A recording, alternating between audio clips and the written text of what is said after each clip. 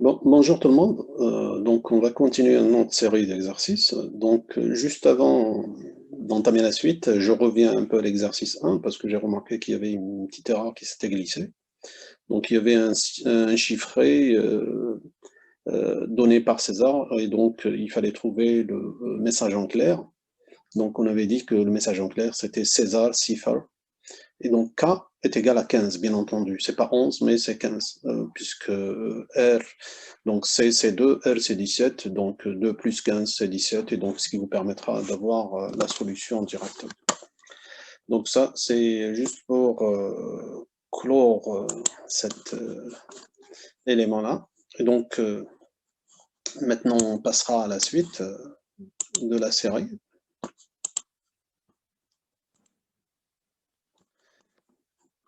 L'exercice suivant.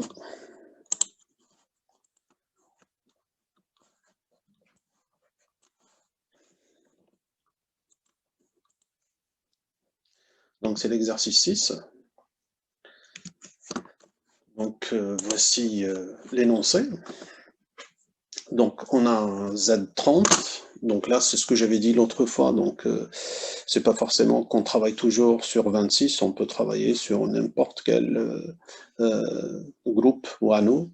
Donc ici, c'est le cas où on travaille avec 30. Donc, le modulo qui est utilisé, c'est le modulo 30. Et donc, tout dépend de votre exercice. Vous devez utiliser le modulo adéquat. Donc ici, c'est par rapport à 30.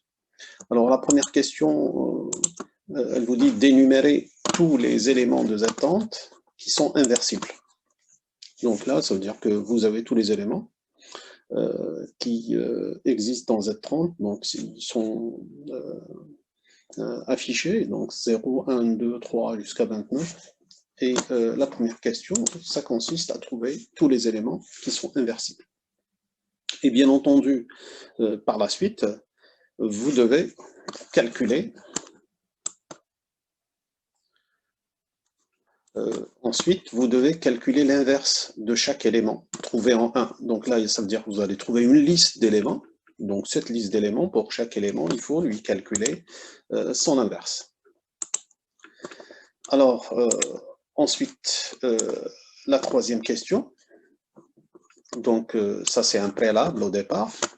On définit le procédé de chiffrement multiplicatif. Donc là, si vous avez vu pour César, c'est un peu le chiffrement additif. Donc ici, on va définir un autre chiffrement qu'on appelle le chiffrement multiplicatif sur Z30.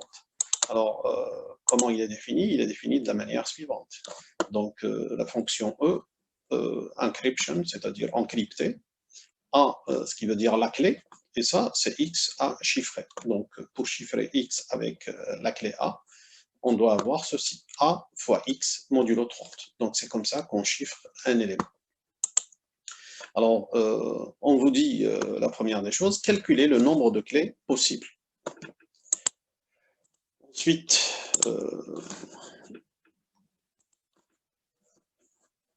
la fonction, on passe à autre chose, c'est-à-dire à la fonction de déchiffrement. Donc, on vous dit de déterminer cette fonction de déchiffrement. C'est-à-dire que vous avez la fonction de chiffrement qui était EA, donc vous devez décrire ou définir cette fonction de déchiffrement qui s'appelle DA.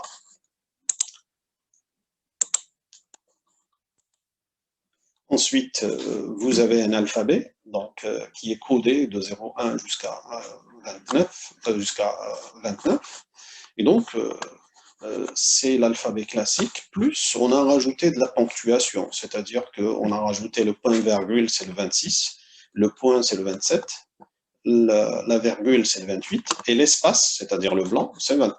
Et donc, on vous demande de chiffrer le message sécurité blanc réseau, avec la clé A égale à 13. Donc ça, c'est pour l'énoncé de l'exercice qui vous permettra de dévoiler tous les aspects de cet exercice lié à un chiffrement qu'on appelle le chiffrement multiplicatif. Alors, on va commencer par la première question.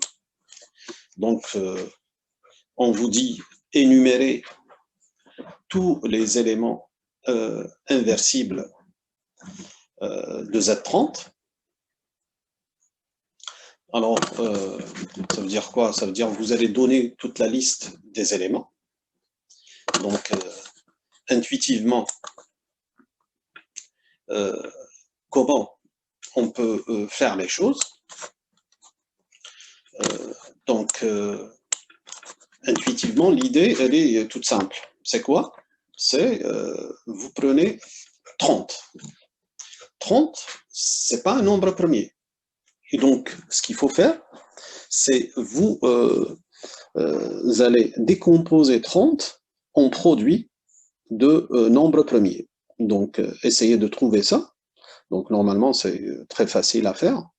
Donc, vous voyez que 30, il est divisible par 5, par exemple. Donc, automatiquement, vous divisez par 5. Ensuite, ce que vous trouvez, vous allez voir que c'est divisible par 2 et ensuite divisible par 3. Et donc, 30, vous allez l'écrire comment? Donc, est égal à 5 fois 3 fois 2. Donc, ça, c'est 30. Et donc, ça veut dire quoi? Ça veut dire que les diviseurs de 30, c'est ces trois éléments, 5, 3 et 2. Alors, ensuite, pour trouver tous les éléments inversibles, quelle est la condition pour qu'un élément soit inversible avec 30?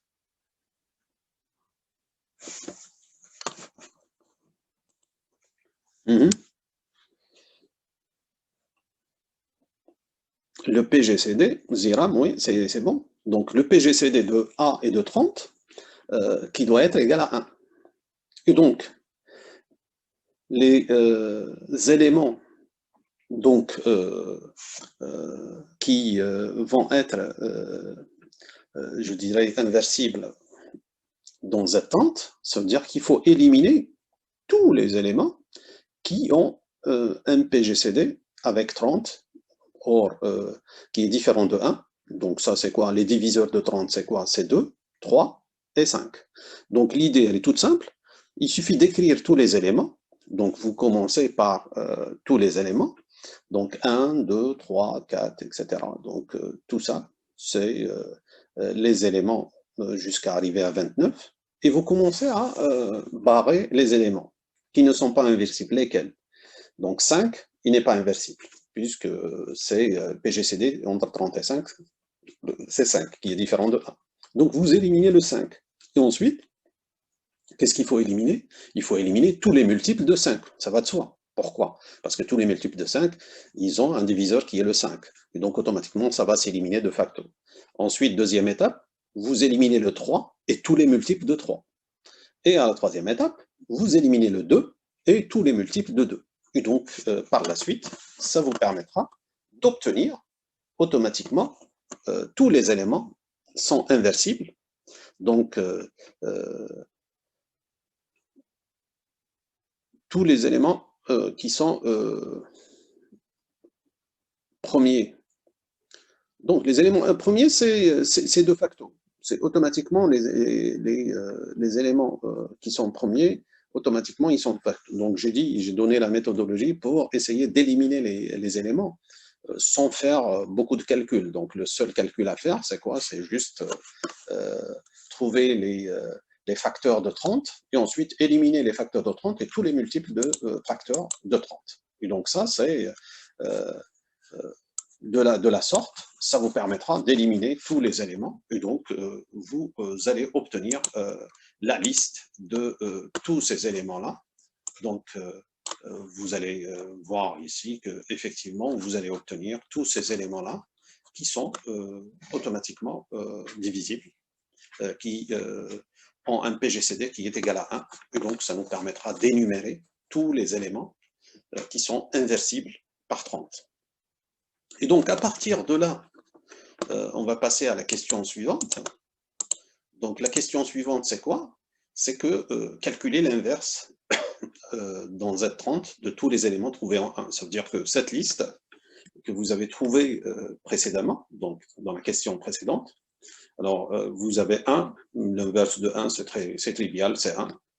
Pour les autres, donc ce qu'il faut faire, c'est effectivement appliquer l'algorithme d'Euclide étendu. Et donc, vous allez appliquer l'algorithme d'Euclide étendu pour chaque élément. Et donc, vous allez trouver l'inverse de chaque élément.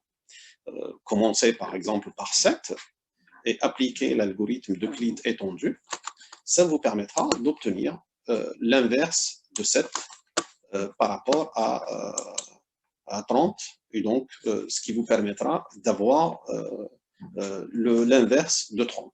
Alors d'une manière implicite, quand vous obtenez l'inverse de l'un, donc cette opération elle est commutative, c'est-à-dire quand vous dites que voici l'élément par exemple que j'ai pris le 7, et donc là c'est juste pour vous montrer l'usage de l'algorithme d'Euclide étendu.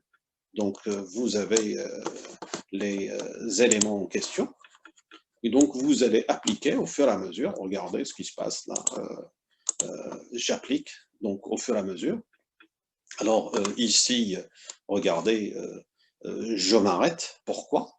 Parce que je vois que donc le B3 qui est égal à 1, donc ça veut dire quoi? Ça veut dire que 7 admet un inverse modulo 30, et l'inverse il est où? Il est à 13. Et donc là, ça nous permettra de dire que 7 c'est l'inverse de 13. Et là, du coup, aussi, quand je dis 7, c'est l'inverse de 13, vous pouvez voir les choses autrement pour dire que le 13, c'est aussi l'inverse de 7, et 7, c'est l'inverse de 13. C'est une opération qui est commutative de part et d'autre. Donc, l'un est l'inverse de l'autre. Et donc, du coup, ça vous permet d'avoir, à vrai dire, deux inverses. Le 7, c'est le 13, et ensuite, le 13, vous allez mettre en dessous le 7. Donc, ce qui vous permet de calculer deux en un, à vrai dire. Et vous allez le faire pour tout le reste des autres éléments. Et donc, vous allez trouver ce tableau-là. Donc, ici, le 1, son inverse, c'est 1. Le 7, c'est 13. Regardez ici, le 13, c'est 7. Ça, c'est commutatif. Alors, le 11, vous allez trouver le 11 lui-même. Par contre, 17, c'est 23. Donc, du coup, ici, le 23, vous mettez 17. Le 19, c'est lui-même. Et le 29, c'est lui-même. Donc là, à travers ça, en utilisant cet algorithme d'Euclide étendu, ça vous permet d'avoir tous les inverses des éléments qu'on a énumérés dans la case précédente, donc dans la question précédente. Donc ça nous a permis de répondre à la question 2. Alors ensuite, maintenant, on passera à la question suivante. Donc on a défini le chiffrement multiplicatif de la sorte. Donc on vous dit calculer le nombre de clés possibles. Donc, quels sont le nombre de clés possibles? Ça veut dire quoi? Ça veut dire que vous êtes en train de chiffrer avec un de multiplication. Donc, si vous voulez déchiffrer, automatiquement, vous serez obligé d'utiliser l'inverse. C'est ça ce que ça veut dire. Et donc, du coup, quelles sont les clés possibles? C'est toutes les valeurs de A qui sont inversibles modulo 30. Et du coup, ça, c'est, à vrai dire, c'est quelque chose qui est lié à la question précédente. Donc, exactement, il y en a 8, c'est-à-dire les éléments qu'on a déjà calculés dans la question précédente. Donc, 1, 7, etc. Pourquoi? Parce que tous ces éléments-là, ils ont un PGCD qui est égal à 1 avec 30. Donc, du coup, ils sont inversibles. Ça veut dire quoi? Ça veut dire que je peux chiffrer et je peux déchiffrer. C'est ça je dirais, la signification. Et donc, automatiquement, ça nous permettra de répondre à la question d'une manière implicite. Pourquoi? Parce qu'on a déjà répondu préalablement. Et donc, celle-là, elle utilise, à vrai dire, le résultat de la question précédente. Alors ensuite, la question suivante, donner la fonction de déchiffrement. Donc, c'est implicite. Ça veut dire que quoi? Là, tu as la fonction de chiffrement qui est y, il est obtenu par le chiffrement de x en utilisant la clé a, donc il est égal à x modulo 30. Donc, si tu veux déchiffrer, ça veut dire quoi? Ça veut dire que tu veux obtenir x en fonction de y. Donc, si tu veux obtenir x en fonction de y, donc là, ça veut dire que tu dois éliminer ce a. Comment éliminer ce a? Il suffit de le multiplier par son inverse, a-1. Donc, ce que je fais, quand j'ai une équation, quand tu multiplies les deux membres de l'équation avec la même valeur, l'équation reste vraie. Ça, c'est mathématique. Et donc, du coup, je multiplie par A-1 des deux côtés. Ça veut dire qu'automatiquement, ici, A-1 fois A, c'est quoi? C'est 1. Donc, ce qui vous donne X. Et donc, ça vous donnera X qui est égal à A-1 fois Y modulo 30. Donc là, ça veut dire que la clé de déchiffrement, c'est, à vrai dire, c'est A-1. Donc, tu vas utiliser A-1 qui permet, c'est toujours A, mais dans l'utilisation, la clé, c'est toujours A, mais dans son utilisation, tu vas utiliser son inverse. Et donc, c'est la même chose que César. Quand on a utilisé avec la clé de César, tu utilises la clé K. Donc, dans le chiffrement, tu utilises plus K. Dans le déchiffrement, tu utilises moins K, mais c'est toujours la même valeur que tu as utilisée, c'est-à-dire la valeur de la clé. Donc ici, c'est toujours la clé que tu as utilisée, sauf que tu calcules son inverse. Donc ça, c'est ce qui permet de répondre à la question suivante, donc dans la fonction de déchiffrement. Et donc là, la fonction s'écrit sous cette forme-là, étant donné qu'on vous a demandé de décrire DA. Donc DA, c'est quoi? Donc c'est en fonction de sa clé A. Donc c'est A-1 fois Y modulo 30. Donc ça, c'est ce qui nous donne la fonction de déchiffrement. Alors ici, vous avez l'alphabet. Et donc on vous demande de chiffrer plutôt le message qui est sécurité blanc réseau. Donc c'est ce qui a été donné dans l'énoncé précédemment. Donc avec la clé A égale A13. Et donc ça veut dire quoi? Ça veut dire que vous allez prendre chaque élément du message, c'est-à-dire le S, vous allez mettre le S avec son code, et vous le multipliez par 13 modulo 30, et ainsi de suite, le E, le C, etc., jusqu'à arriver à la question suivante. Donc, ce que vous allez obtenir sous cette forme-là, c'est YW. Ensuite, tu vas avoir le point virgule, UL, etc. Et avec un blanc, bien entendu, qui est obtenu quelque part ici. Donc ça, c'est pour réaliser l'opération, je dirais, de chiffrement. Donc automatiquement, il s'agit juste d'appliquer directement la méthode en faisant toujours le produit de A fois X modulo 30. Alors ça, ce qui termine l'exercice 6, on passe à l'exercice suivant qui est l'exercice 7. Alors l'exercice 7, c'est un peu différent, donc on va utiliser un principe un peu particulier, c'est-à-dire on va utiliser une matrice. Donc pour pouvoir chiffrer, on va mettre les éléments, le message en clair dans la matrice selon un certain ordre particulier. Et ensuite, on va chiffrer juste par un procédé de lecture, donc comme vous allez le voir ici. Donc ça, c'est ce qu'on appelle le chiffrement rectangulaire, avec une transposition, donc au niveau de la matrice. Donc tu vas prendre le message et tu le mets dans une grille rectangulaire. Donc ensuite, on va arranger cette matrice, parce qu'on sait que la matrice, c'est un ensemble de lignes et un ensemble de colonnes. Alors, ensuite, les colonnes, on va les arranger selon une clé. Donc ici, regardez ce que j'ai comme clé, c'est ce mot qui s'appelle grain. Et donc, je veux chiffrer ce message-là. Alors, qu'est-ce que je fais? Je vais remplir la matrice. Donc, ce que vous allez voir ici, voici ce que je fais. Donc, j'ai rempli la matrice. Donc, ici, la matrice, elle a un nombre de lignes et un nombre de colonnes. Donc, la question qui se pose, quel est le nombre de colonnes? Ben, le nombre de colonnes, il est fixé par le nombre de lettres du mot-clé. Donc, le mot-clé ici, vous le regardez, il y a 5. Donc, automatiquement, je vais avoir une matrice de 5 colonnes. Alors, ça me permet de, je dirais, de remplir cette matrice. Ensuite, ce qui va rester, c'est le processus de chiffrement. Donc, comment je vais chiffrer?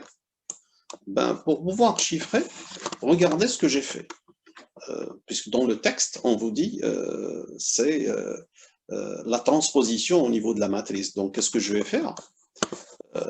Ici, les caractères ont été écrits dans cet ordre-là, c'est-à-dire l'ordre du message en clair. Ensuite, regardez ce que j'ai fait. Donc, la colonne qui était A, pourquoi? Parce que A, dans l'ordre alphabétique, c'est lui le premier. Donc, je vais prendre la lettre A qui est là, je vais la mettre dans la première colonne. Ensuite, je vais voir ici l'ordre alphabétique, c'est quoi? Celle qui vient après le A, c'est le G. Donc, le G, je vais le mettre en deuxième. Donc, là, toute la colonne de G, je vais la mettre en deuxième position. Ensuite, le troisième, c'est le I, donc je vais le mettre en troisième position. Et ensuite, le N, je le mets à 4 positions. Et le dernier, c'est R, que je mets à la 5e position. D'accord? Donc ça, c'est pour le procédé, pour dire comment je vais chiffrer. Donc, première étape, je remplis la matrice. Et deuxième étape, je vais réarranger les colonnes de la matrice selon l'ordre alphabétique imposé par les caractères du mot-clé. Donc ça, c'est la démarche. Et donc, du coup, par la suite, regardez le chiffré, c'est quoi? C'est en lisant la matrice ligne par ligne. Donc là, L, S, U, T, A, le voilà.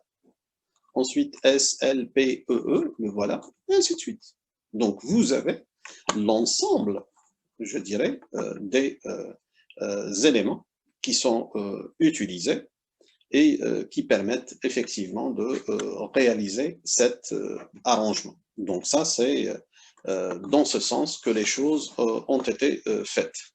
Alors, en général, ici, vous remarquez ici, je mets des caractères un peu particuliers. C'est quoi?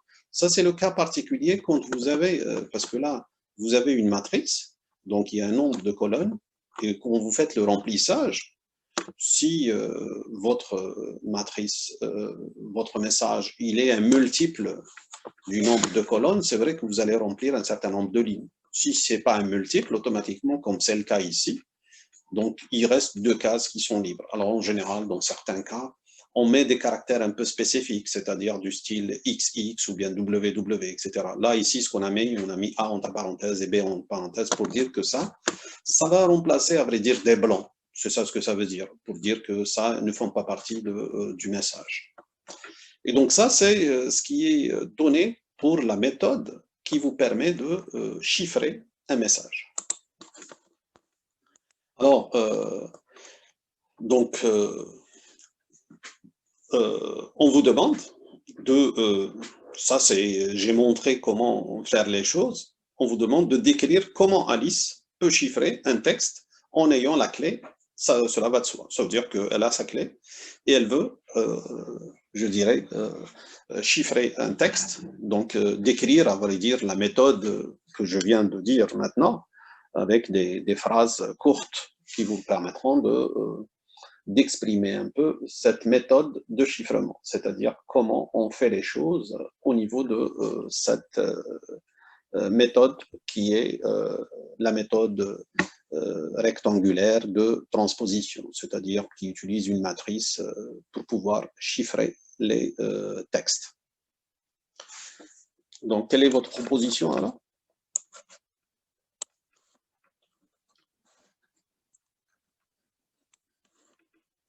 C'est important de rédiger pour permettre d'exprimer des choses correctes et d'exprimer des idées. C'est ce qui se passe en général dans les examens. Vous êtes obligé de répondre à des questions par des écrits.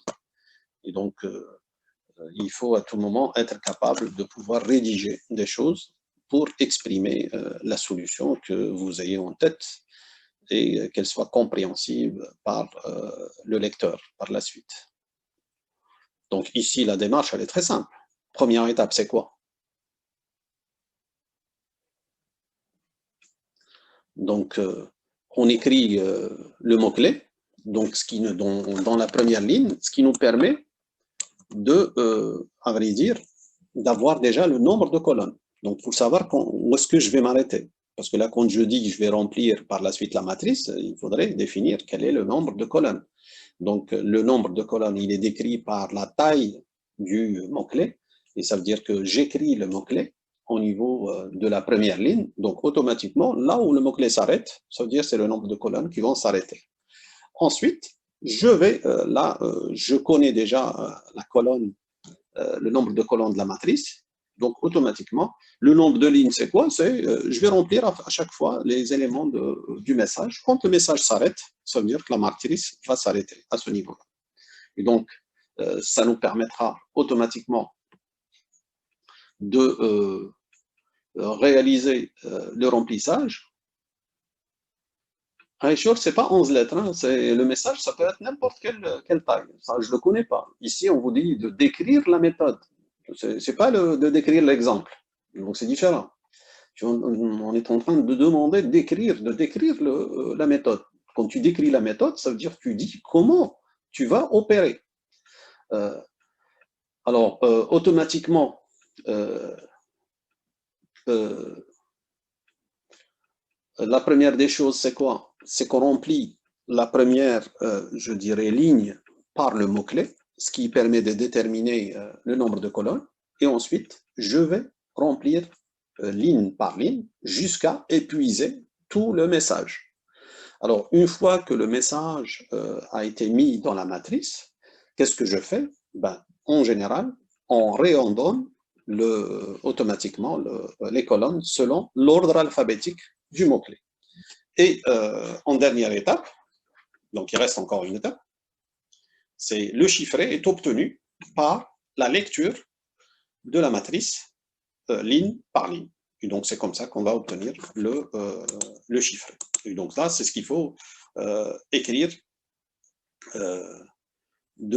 Ça, c'est la première question. Et ensuite, la question suivante, ça consiste à vous avez un message et on vous demande de le décrypter. Ça veut dire que vous avez compris comment on fait les choses et donc on peut décrypter. Donc, si je reviens à la première, donc ça permet de dire de remplir la matrice ligne par ligne et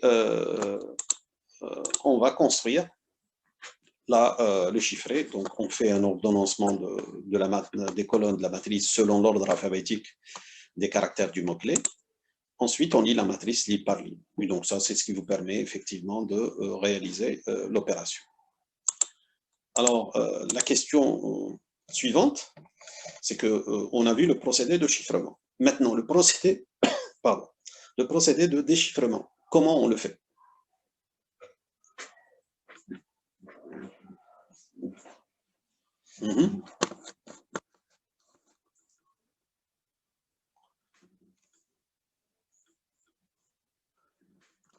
Alors, à votre avis?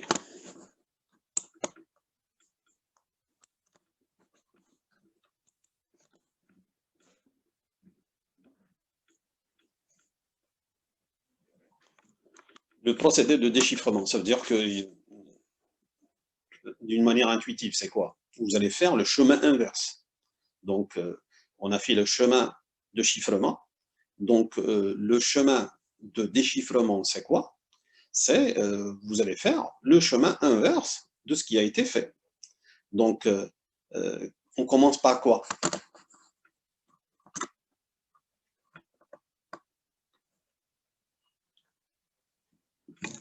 Alors, donc pour déchiffrer, c'est ce qu'on a dit ici. Ça veut dire qu'on a la clé. Donc, la clé, c'est qu'elle est mise dans la première ligne. Comment? Elle n'est pas mise directement la clé, telle qu'elle est. Donc, la clé, elle est mise dans la première ligne selon l'ordre alphabétique de ces caractères. Ensuite, vous prenez le message chiffré, vous allez remplir la matrice, et une fois que c'est fait, qu'est-ce que vous allez faire? Vous allez réordonner les colonnes de la matrice. Comment? Sur quelle base? selon l'ordre d'écriture de la clé. C'est-à-dire la clé, telle qu'elle doit être écrite, vous devez avoir l'ordre selon les caractères de la clé. Et ensuite, vous allez lire ligne par ligne, et donc ça vous permettra d'obtenir votre message. Donc, on remplit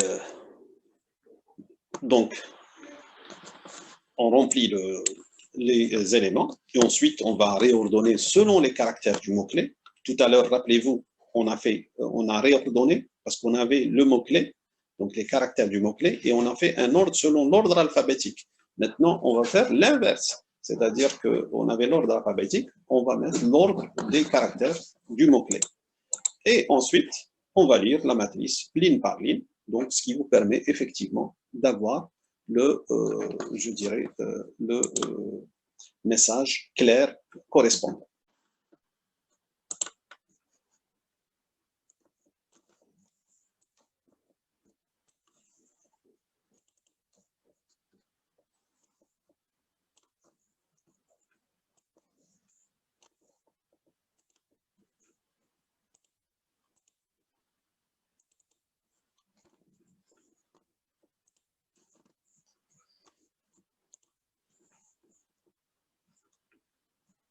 Bon, alors, on reprend donc l'exercice.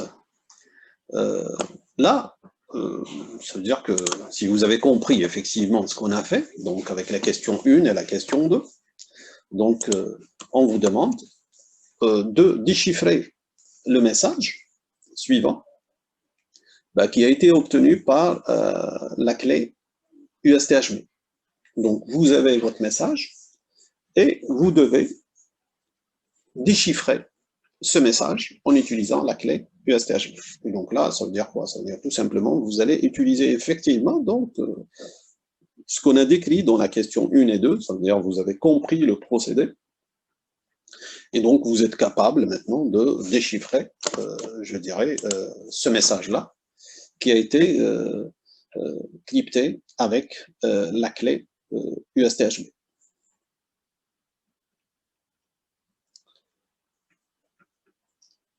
Alors, j'attends vos propositions, de voir si vous avez pu arriver à déchiffrer ce message. Ça veut dire que vous avez compris la méthode et donc vous êtes capable de l'utiliser.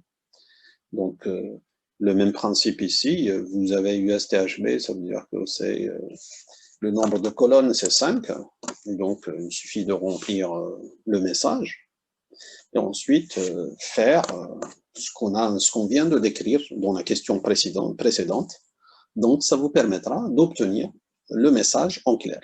Donc, quel est le message en clair d'après vous?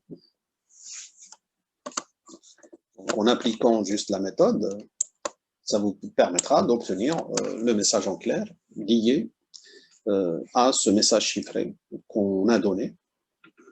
Et donc ici, il n'y a pas de problème, vous avez un multiple de 15, on va dire, un multiple de 5, et donc vous avez 15 directement avec tous les éléments. Donc le remplissage est simple et le déchiffrement, théoriquement, il est aussi simple à obtenir. Alors j'attends vos réponses, donc je ne vais pas donner la solution, j'attends qu'au moins l'un de vous ait trouvé la solution, parce que la solution n'est pas si complexe que ça. Donc vous pouvez toujours utiliser, je dirais, voici, si vous n'avez pas retenu, voici la solution de déchiffrement, donc le remplissage. Ensuite, vous allez faire le réarrangement des colonnes, et ensuite vous faites la lecture. Aïcha, tu t'es trompé quelque part au niveau de ton ordre. Donc, on revoit l'ordre des caractères USTHB. Quel est le premier, quel est le deuxième, quel est le troisième, etc. Donc,